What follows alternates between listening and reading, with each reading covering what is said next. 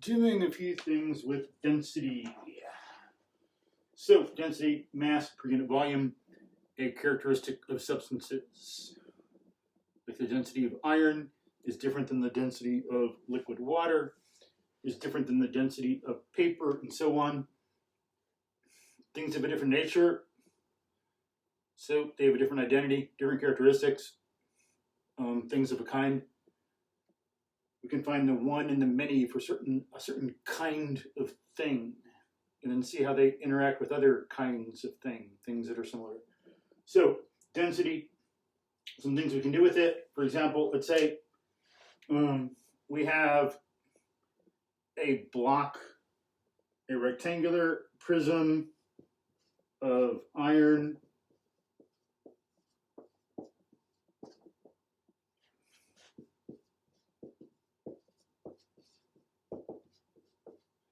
chemical symbol Fe. A rectangular prism of iron of dimension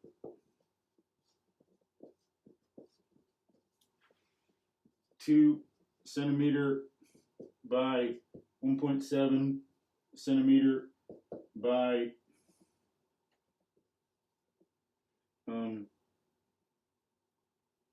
5 centimeter is hit by a force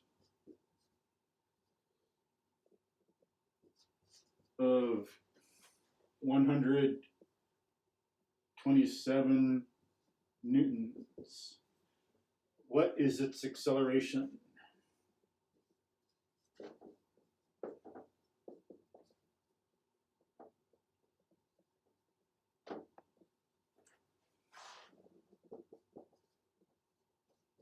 So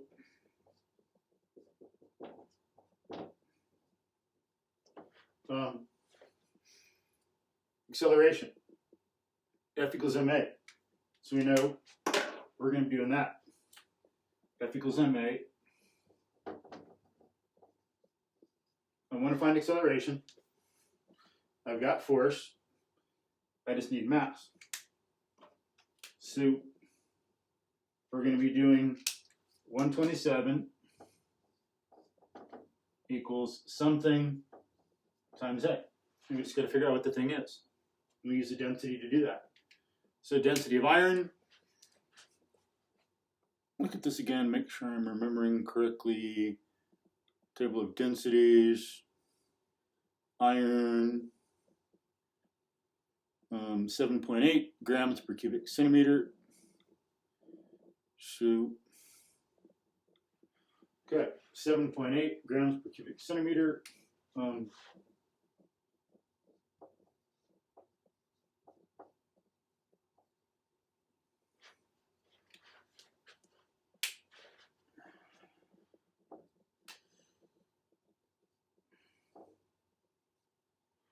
Okay, 7.8 grams per cubic centimeter.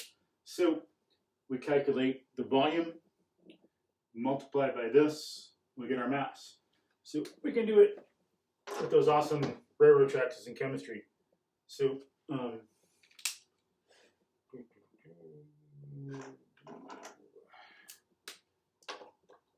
7.8 grams over 1 cubic centimeter. Multiply, this is on the bottom, so it's going to be on top next to divide out, and then we're left with grams, which is our mass.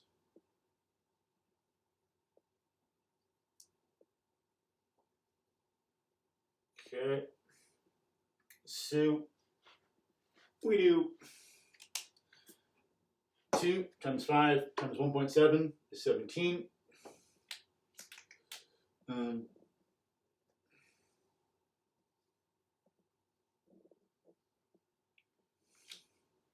So we got 17 grams, or cubic centimeters. Then multiply that by 7.8. 7.8 times 17. 132.6. So that'll be, I'll have to put it down here, around 133 grams. But remember, we need kilograms for here. Be careful. Newtons requires kilograms, so pay attention to your units, please. 133 grams divided by 1,000 is 0.133 kilograms. A gram is a small bit of a kilogram. It's a fraction of a kilogram. So 0.133. Then we solve for acceleration. This divided by that.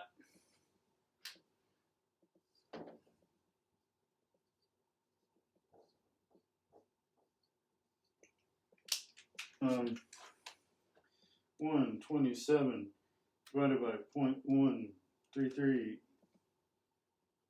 Make it 955. So acceleration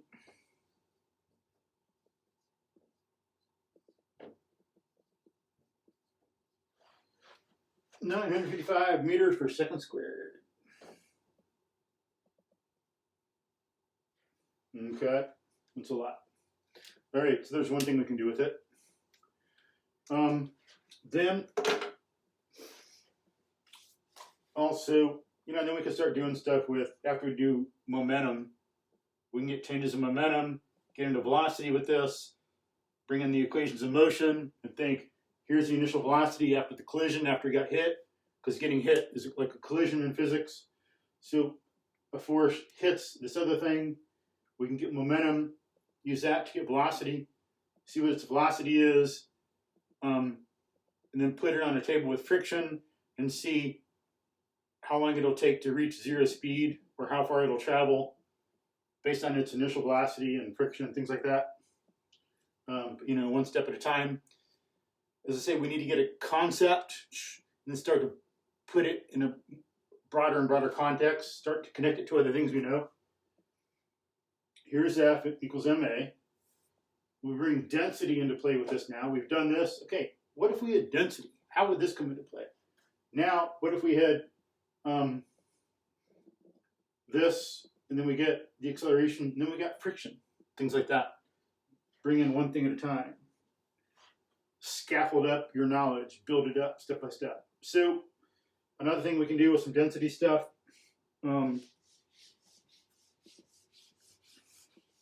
is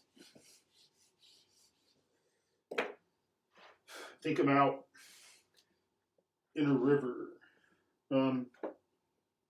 If, let's say we have a circle, water going through a circle, and we want to know the volume of water in a certain amount of time. Like if we're here and some water comes and moves through a pipe, then if we go for 2 seconds, 1,001, 1,002, then from where it started to here, that's the volume of water that flowed past this point. I'm just using this because I have to, but because like from here to here, this whole thing is worth like 2 seconds worth of water. 1,001, 1,002. How much water flowed past here? Everything from here to the opening, okay?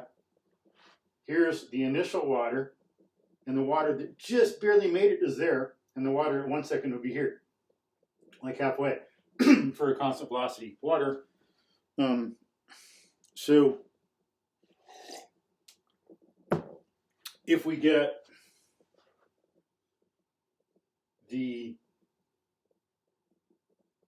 surface, the cross-sectional area here, and we have the velocity that the water's flowing at, we can do, because when we do velocity times time, we get a distance.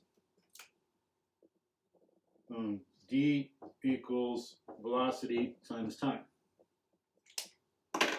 Notice 1 second, 2 second, we've gone this far. That'd be like the length of a cylinder of water. Because we got something circular. If you got circular with a height, it's a cylinder. So this would be the height of the cylinder. We got a circle.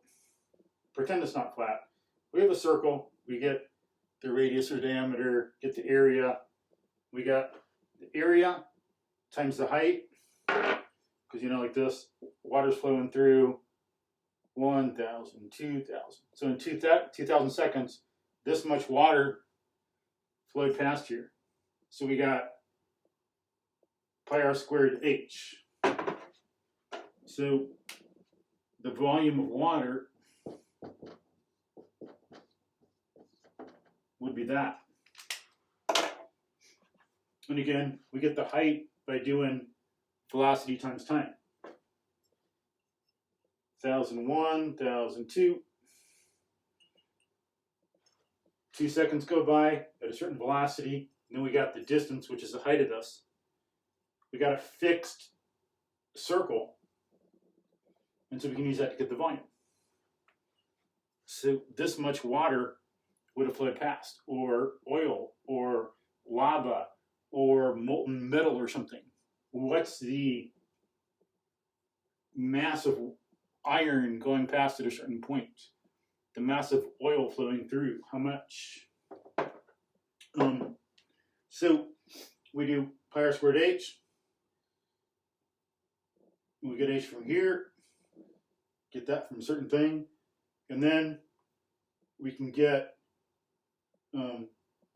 the density of a substance times the volume equals the mass, as we said before.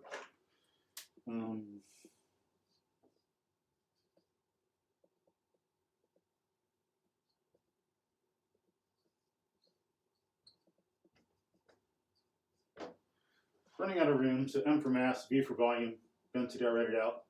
The mass would be the density times the volume. And we're pretty much going to know that for a lot of stuff. So let's say we have a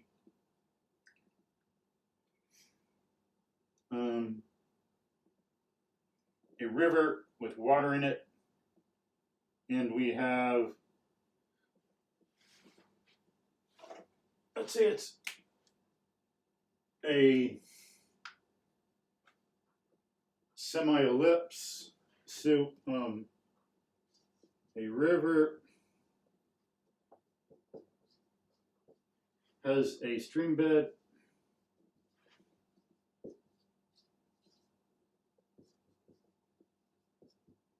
that is approximately a semi-ellipse.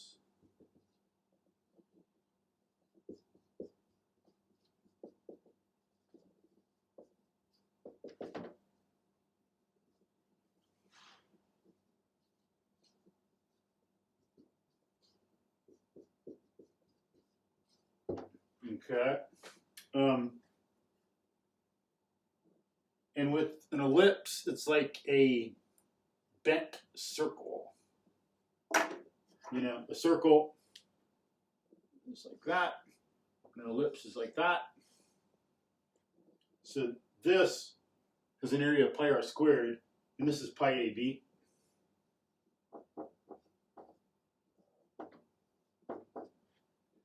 So b would be like here, and a is like here. So that's like equivalent to the r over here, and that's like equivalent to another r. So you got the r up and down, and the r side to side. You can prove it with calculus. And if I remember, I'll put a link that shows you, states it as pi ab and maybe a derivation. But you get the major, like this length, half the major axis, half the minor axis, multiply, and that's your area. So we have the semi-ellipse. It's going to be half of this. So area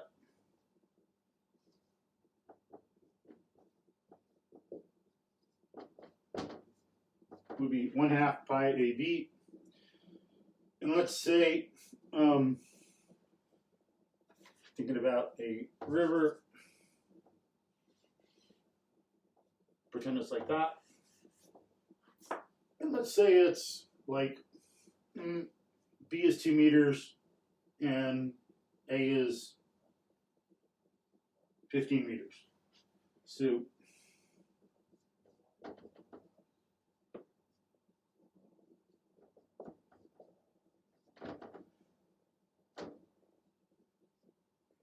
okay, then let's say the stream is flowing at maybe, I don't know, it would be too fast. 3.7, not like a 10-yard dash. You could outrun some stuff. It's flowing, but not too fast. Nice steady stream. Wonder what, when we do, someone who sprints can do like 10 meters in a second. And let's say it's like part of that, let's say 2 meters per second or something like that. Let's say velocity 2 meters per second.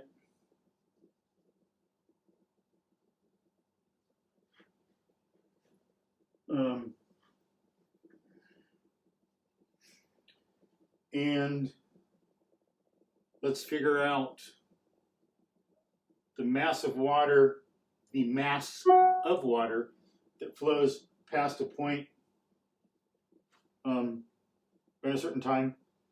In other words, how much water there'd be in a section of the stream in a certain time. Like if this is a bed like that, and this is another one. So like we go 1, 2, 3 seconds maybe, and I'd be supporting this if like we could get it and freeze the water, then into this block of ice that's shaped like that.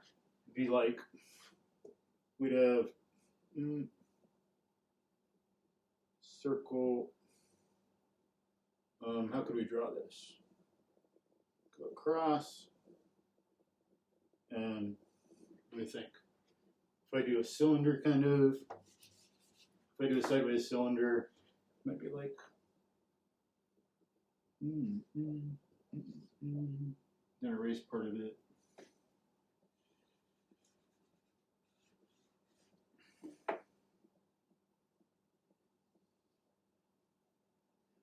So it'd be something like that. It'd be supporting this piece of ice.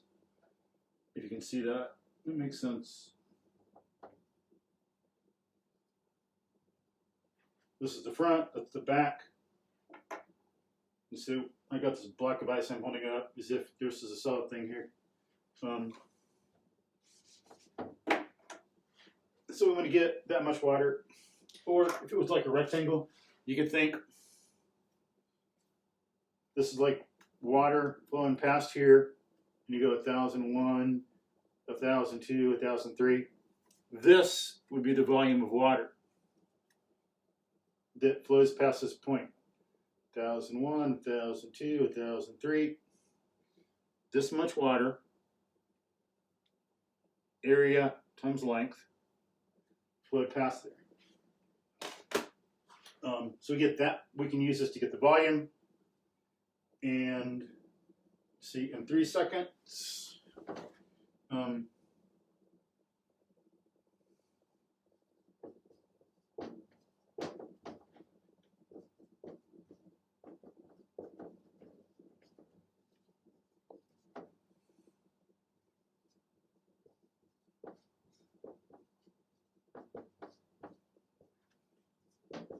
so calculate the volume and mass of water that flows past a point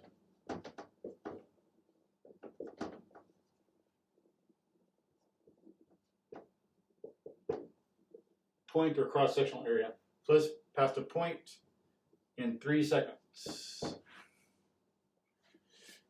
Okay, so we do, as I say, our cross-sectional area times our length, as we said. So 1/2 pi AB area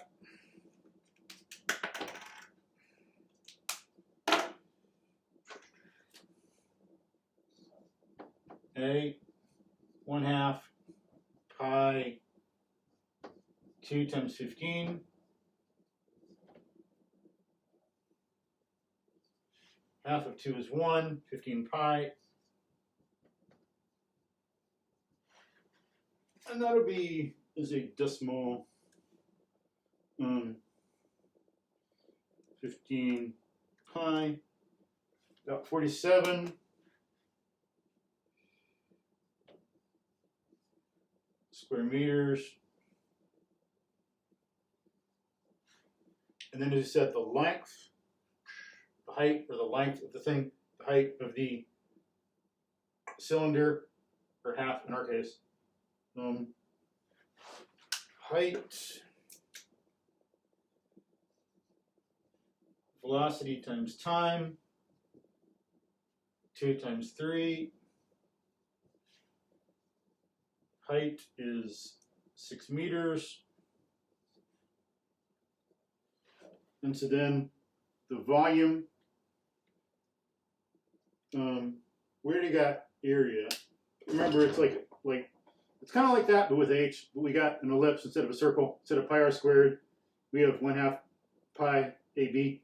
Okay, so the screen went dark.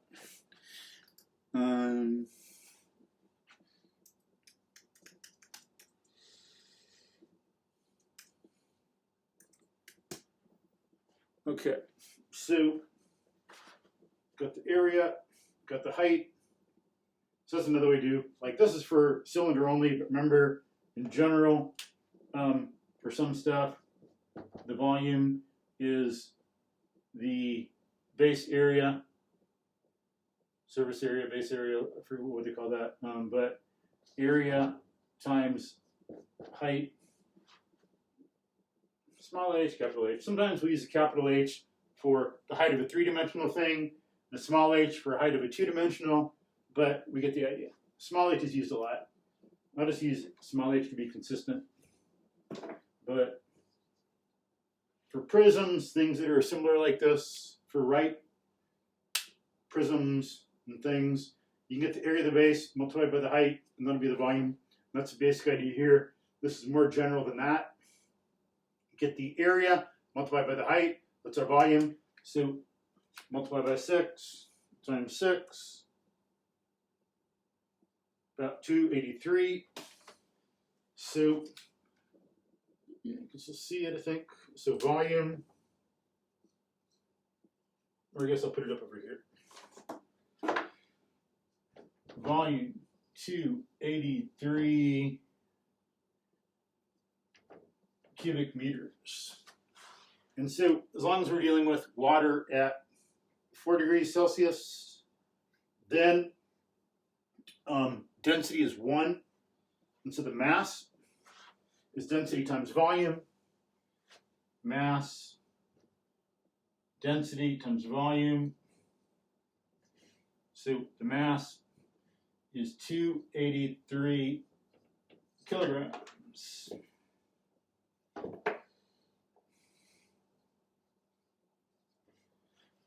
283 kilograms. And so what would the weight be? We do 283 times 9.8. Because remember, weight is mass times acceleration, mg.